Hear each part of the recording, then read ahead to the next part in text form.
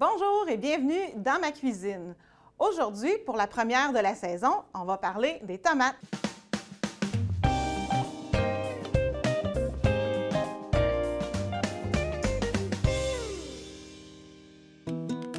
Les tomates sont originaires de l'Amérique du Sud. On les retrouvait et on les retrouve encore à l'état sauvage dans le coin du Pérou et de l'Équateur. C'est au 16e siècle que, pour la première fois, les Aztèques ont cultivé les tomates au Mexique. On les appelait alors des tomates. Au 14e siècle, les tomates sont arrivées en Europe par les Espagnols et les Portugais qui allaient à la découverte du nouveau continent. Et les Italiens, quand ils sont arrivés en Europe, la nommaient pomodoro, c'est-à-dire pomme d'or.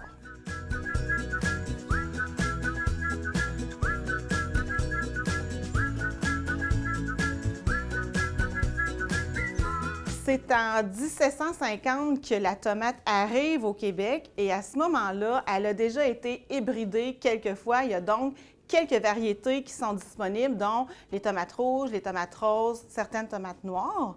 En 1876, le ketchup Heinz est arrivé. C'est un immigrant allemand, Henry Heinz, qui en est l'inventeur et aujourd'hui, c'est la plus grande marque de ketchup au monde.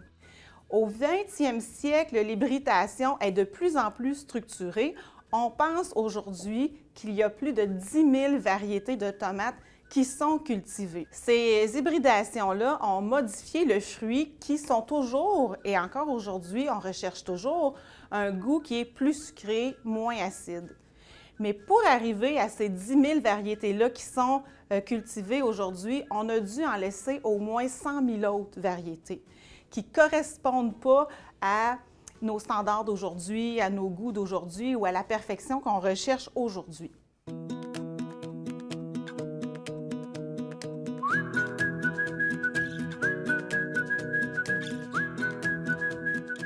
La première chose à faire quand on veut faire des tomates en conserve, que ce soit à cru ou que ce soit à cuit, la première chose à faire, c'est d'émonder nos tomates. Alors, pour émonder nos tomates, on porte de l'eau à ébullition et on va déposer nos tomates lavées, une petite quantité à la fois, dans l'eau bouillante et on va compter, j'aime bien ça, faire des blagues avec ça, on va compter 10 hippopotames. Dans le fond, ce que ça fait, c'est que ça fait juste nous donner le temps à la tomate de cuire un petit peu en dessous de la peau pour pouvoir l'éplucher facilement.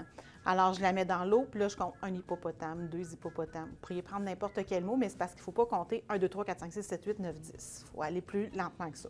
Alors, au bout de 10 hippopotames, on ressort nos tomates de l'eau et juste en donnant un petit coup de couteau, on va voir tout de suite si c'est prêt à être épluché ou non. Si vous voyez que la peau ne relève pas, ne frise pas, vous remettez ça dans l'eau une dizaine de secondes et vous ressortez ça. Et quand vous les sortez de l'eau, vous allez les passer en dessous d'eau glacée pour pouvoir les travailler. Et ensuite, vous allez les éplucher et les couper. Maintenant que toutes nos tomates sont émondées, on va les mettre dans nos pots. Ici, je vais vous préparer une version accrue. Alors, ce qu'on a à faire, c'est on va entasser des tomates dans nos pots. Moi, j'aime bien les entasser en demi comme ça.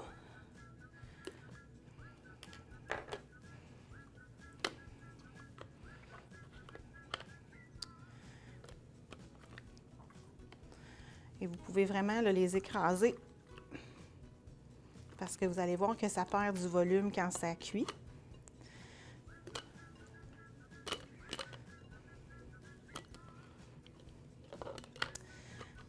Je mets toujours un entonnoir par-dessus pour ne pas trop salir mon goulot. Je vous entends déjà penser, puis vous allez me dire, Chantal, tu n'as pas stérilisé tes pots avant et tu travailles avec des pots froids. Oui, parce que mes tomates sont froides. Alors, on part toujours du froid dans du pot froid et peu importe ce que vous allez entendre, vous n'avez pas besoin de stériliser vos pots avant la mise en conserve puisque vous le faites après. Ce que je veux dire par là, c'est que oui, c'est important quand vous travaillez à chaud, quelque chose de cuit, de faire réchauffer vos pots, alors soit dans l'eau bouillante, soit au four, soit à la vaisselle, ça marche les trois. Et puis, ce qu'on veut, là, c'est pas de stériliser les pots avant la mise en conserve, c'est en fait de les réchauffer pour être sûr qu'il n'y ait pas de choc thermique. Quand on part quelque chose de froid comme ça, on met du stock froid dans nos pots, On va ajouter nos aromates et on doit mettre les peaux de tomates pour les faire bouillir dans une eau qui est tiède. On ne met pas ça dans l'eau bouillante, là, on va faire casser nos peaux. Alors, dans nos peaux ici, c'est très important d'ajouter notre acidité. Alors, 1 cuillerée à table de jus de citron par peau. On peut mettre du sel ou non dans nos tomates. Et quand on ajoute du sel dans nos conserves, c'est toujours du sel qui ne contient que du sel pour éviter que ça noircisse. Alors moi, je mets 1/8 par peau. Pour moi, c'est entièrement suffisant. Vous pourriez choisir de ne pas en mettre du tout ou d'en mettre plus ou moins. Quand nos peaux sont prêts comme ça, je vais rajouter une petite feuille de basilic parce que moi, j'ai envie que mes tomates goûtent le basilic. Et voilà, mon petit basilic dessus. Je vais nettoyer mon bord de peau bien comme il faut. Je vais prendre des couvercles que j'ai fait chauffer, mais pas bouillir. La raison pour laquelle je les fais chauffer, c'est juste pour activer le scellant en dessous. Et voilà. On y va avec un petit aimant. Vous pourriez le faire avec des pinces aussi, là, mais ce n'est pas absolument nécessaire d'avoir les mains. Et je vais visser. Et on travaille ici à l'eau bouillante. Alors, vous devez fermer votre peau juste du bout des doigts comme ça et vous donner une petite twist. Toc! C'est suffisant. On ne doit pas serrer ça à la vie, à la mort parce que l'air ne pourra pas sortir des peaux et nous, c'est ce qu'on veut que l'air sorte des peaux.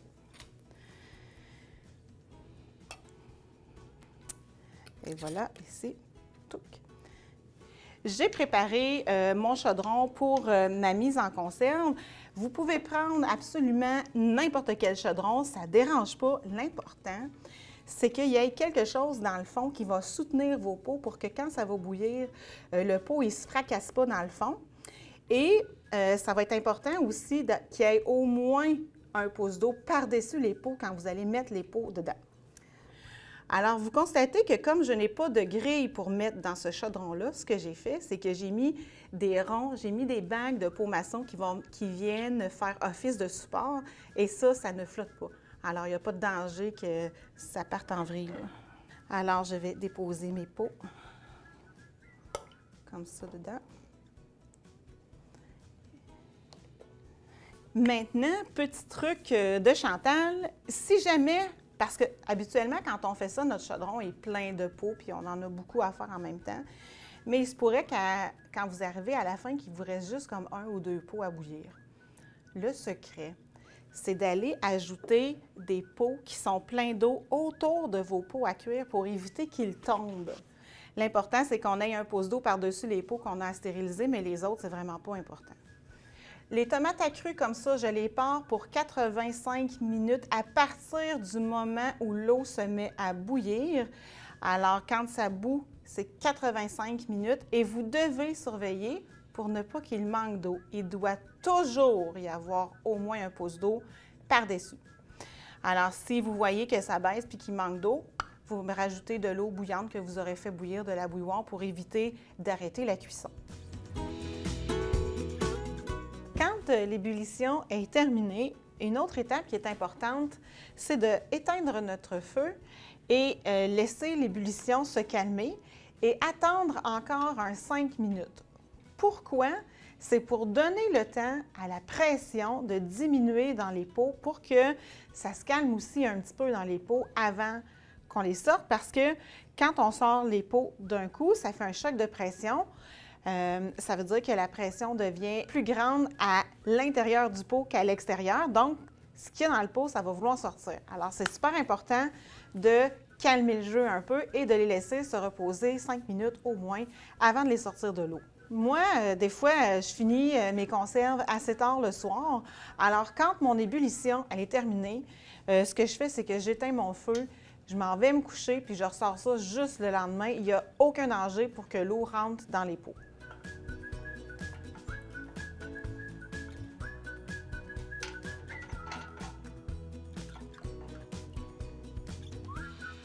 Mes tomates se sont séparées dans l'ébullition. C'est pas grave, c'est normal. Même qu'ils soient frais, on va juste avoir à les secouer un peu pour que ça se mélange. On devrait laisser dormir nos pots sur le comptoir pendant 24 heures avant d'y retoucher. Vous pouvez, après la mise en conserve, enlever les bagues et les nettoyer comme il faut sous l'eau de vaisselle et il n'y aura pas de problème, il n'y a pas de danger qu'il y ait d'eau de vaisselle qui rentre dedans. Si vous trouvez que vos pots sont collants, c'est quelque chose qui peut arriver. Alors, c'était mes secrets pour réussir des belles conserves de tomates.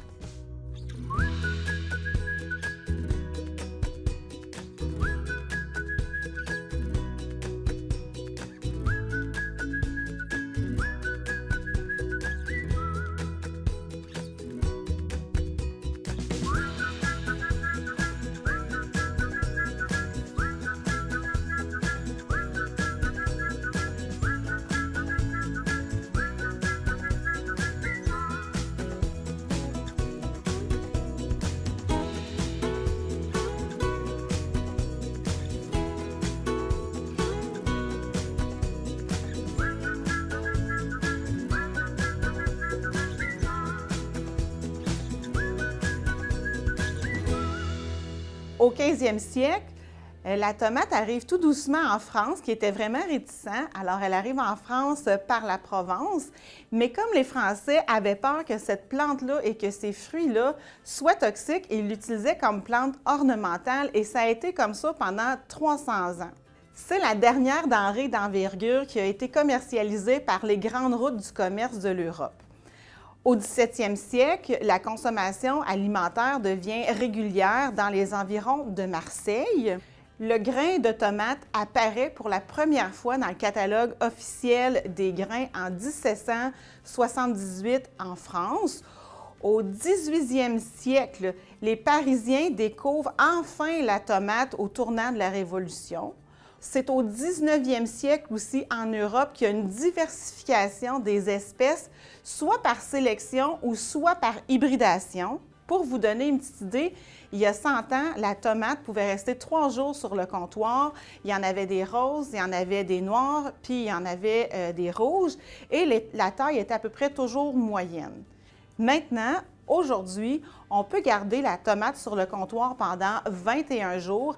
Elles sont de toutes les couleurs, de toutes les tailles. Pour conserver nos tomates, on la conserve bien entendu sur le comptoir. On peut la cuisiner, la réfrigérer aussi quand elle est cuisinée. Elle se congèle, elle se met en conserve et on peut la déshydrater aussi.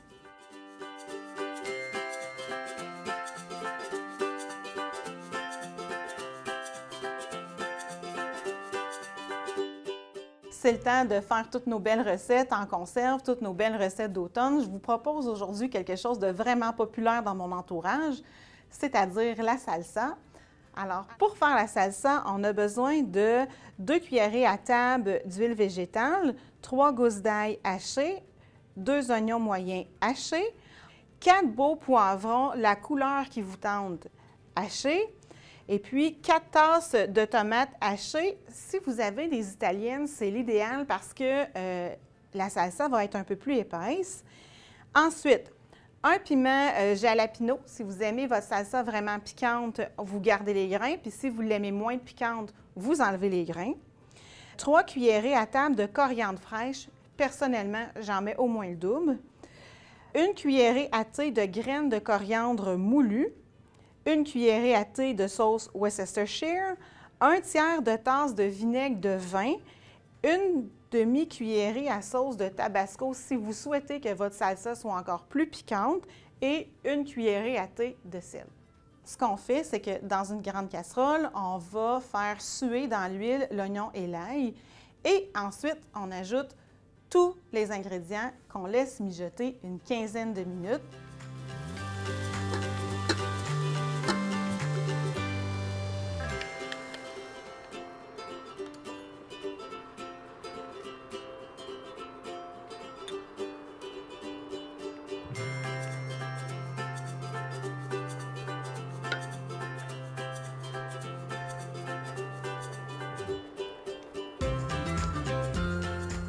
Alors, comme pour les tomates, on va procéder à une mise en conserve. Cette fois-ci, comme ça l'a cuit plus longtemps et que notre taux d'acidité est élevé dans ça, c'est une mise en conserve de 15 minutes.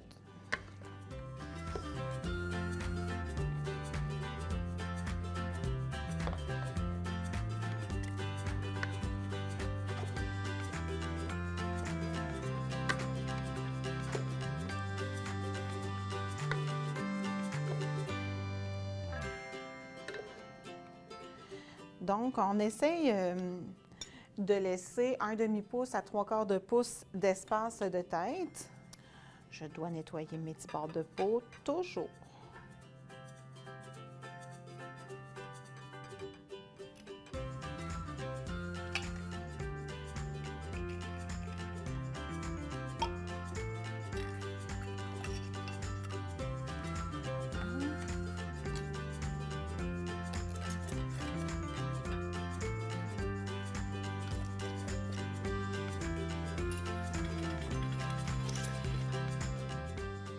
Et voilà, là, je suis prête pour aller en ébullition.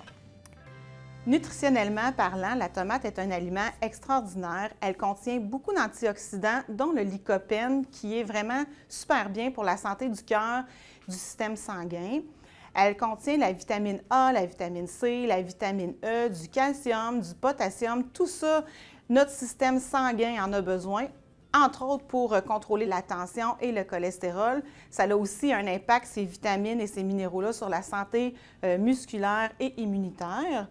C'est un beau légume qui est rempli de fibres, donc qui favorise le transit intestinal.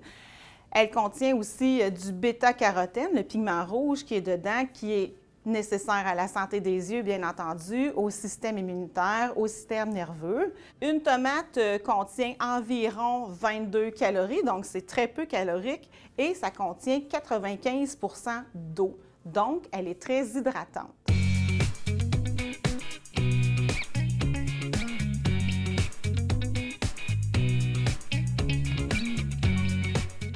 Comme je l'expliquais tantôt, on met des pots chauds dans une soupe chaude. Alors, mon eau ici, elle est très chaude, presque bouillante, et je vais pouvoir directement aller déposer mes pots dans cette eau-là. Et à partir du moment où ça bouille toujours, c'est un beau 15 minutes.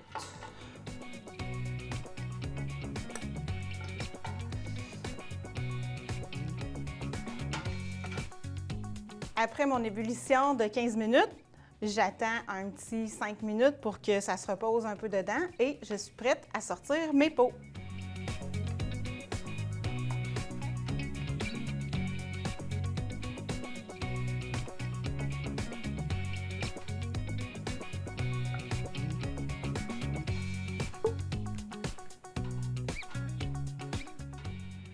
Sortez les nachos, c'est prêt!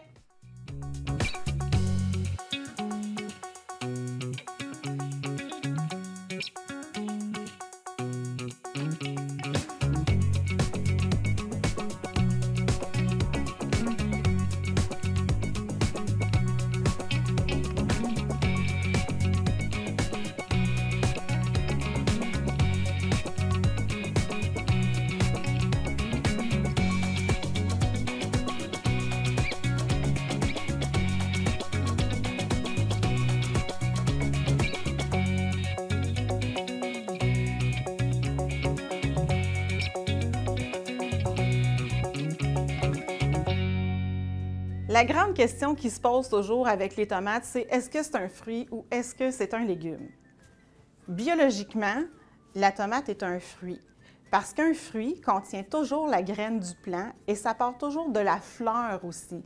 Donc, le plant pousse, elle crée une fleur, la fleur est fécondée, ça donne le fruit et dans le fruit, la graine, elle est contenue. Par contre, l'aspect culinaire nous amène à la considérer comme un légume parce que son taux de sucre n'est pas tout à fait assez élevé pour qu'on considère que ce soit un fruit. Alors voilà, la grande question est réglée. La tomate est un fruit et un légume.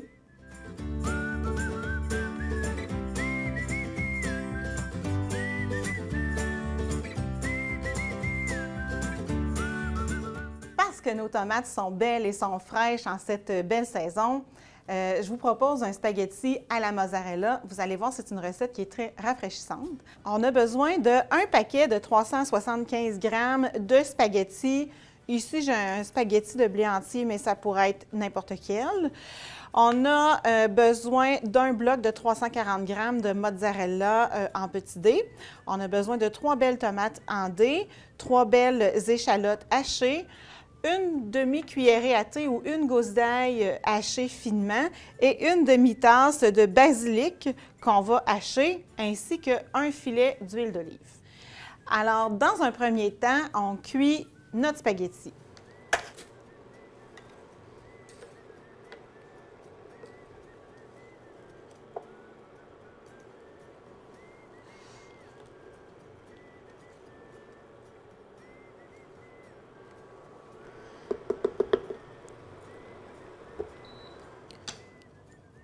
Je vais aller déposer ma casserole sur un rond en arrière de moi pour continuer à cuire. Pendant ce temps-là, je vais faire le restant de la recette.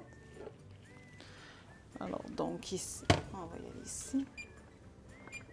Donc, pour cette recette-là, on a juste à combiner tous les ingrédients ensemble. Alors, les tomates,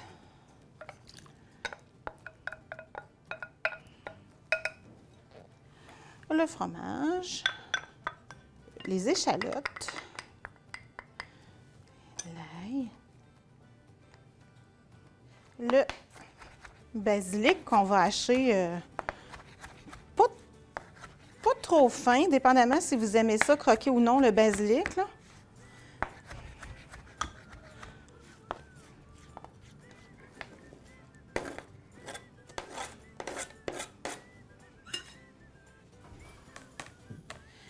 Alors, pour terminer, j'arrose d'un filet d'huile d'olive, comme ça. Je vais saler et poivrer.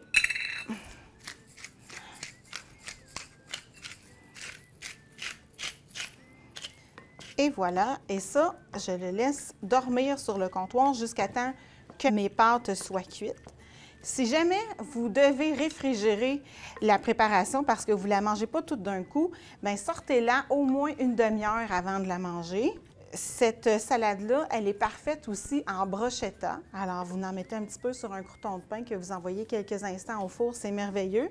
Elle est merveilleuse aussi si vous remplacez le fromage mozzarella par du parmesan, si vous aimez beaucoup le parmesan, ou encore par du fromage feta.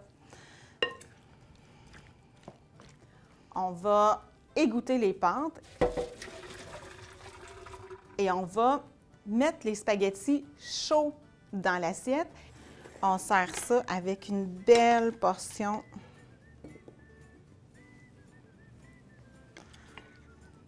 de tomates.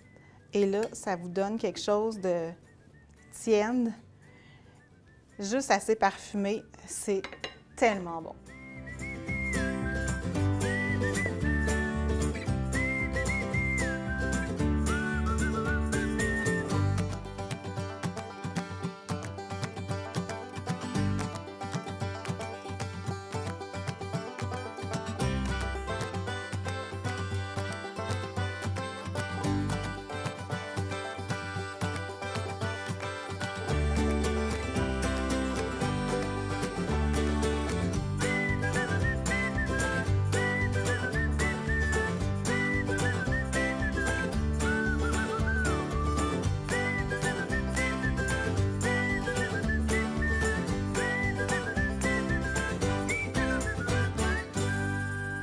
Si vous prenez les livres de recettes d'aujourd'hui versus les livres de recettes qui ont été publiés dans le début du 20e siècle pour la mise en conserve, vous allez constater qu'il y a de grandes différences. Alors, il y a 50 ans, on parlait que quand on faisait une tomate, une mise en conserve de tomates, on mettait les tomates dans les pots, tout simplement, on pressait ça bien comme il faut, puis on remplissait au maximum. On mettait le couvert et on envoyait ça bouillir pour 22 minutes. Aujourd'hui, c'est plus tout à fait comme ça. Alors, si on utilise exactement la même méthode, c'est-à-dire qu'on empile les tomates dans un pot et qu'on le ferme comme ça, on doit le faire bouillir 85 minutes. Par contre, si on fait chauffer les tomates avant de les mettre dans les pots, alors on va parler d'une ébullition, d'une stérilisation de 35 minutes. La grande différence, pourquoi on a une si grande différence entre il y a 50 ans et maintenant, c'est que, j'en ai parlé tantôt, on a parlé de l'hybridation de la tomate, la sélection. Alors, la tomate, elle est beaucoup moins acide qu'il y a 50 ans. C'est pour ça que les temps de cuisson et d'ébullition ont changé à ce point-là. Et c'est aussi la raison pour laquelle maintenant, on doit toujours ajouter du jus de citron concentré pour équilibrer l'acidité dans nos tomates. C'est important de prendre du jus de citron concentré parce qu'il a toujours la même teneur en acidité, contrairement à si vous preniez du jus de citron frais, par exemple.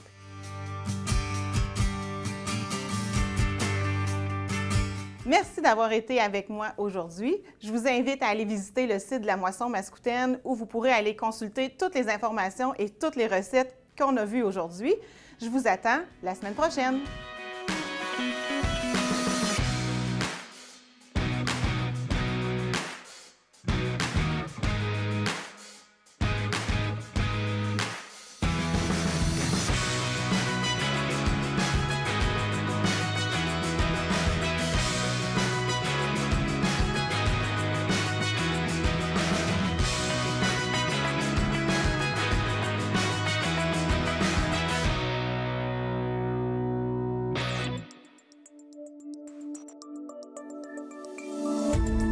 Cette émission d'Accès est appuyée par Cogeco et est rendue possible grâce à la collaboration de la communauté avec Nous TV.